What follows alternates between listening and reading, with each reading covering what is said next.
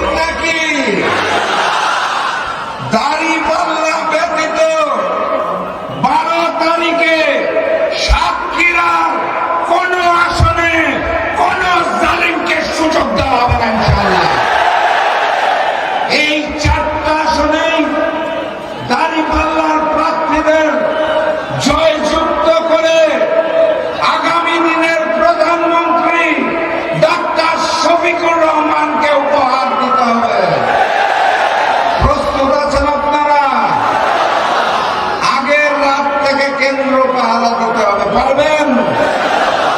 ওই নতুন জালেম নিশ্চিত পরাজয় বুঝতে পেরে পুরাতন জালেমের মতো ভোট কেন্দ্র দখল করার পরিকল্পনা করেছে। আমরা শান্তিপ্রিয়ভাবে জাতীয় নির্বাচন চাই, আমরা মারামারি গোলমাল চাই না। কিন্তু যদি কেউ করতে আসে তাহলে এক বিন্দু ছাড়তে হবে না ইনশাআল্লাহ। সংগ্রামী সাথী এবং বন্ধুগণ, ওই লন্ডন থেকে এক নতুন মুফতি এসেছে, জানেন বোধহয় আপনারা। সেই মুফতির দল নতুন জালেম পুরাতন জালেমের ভাষায় কথা বলা শুরু করেছে।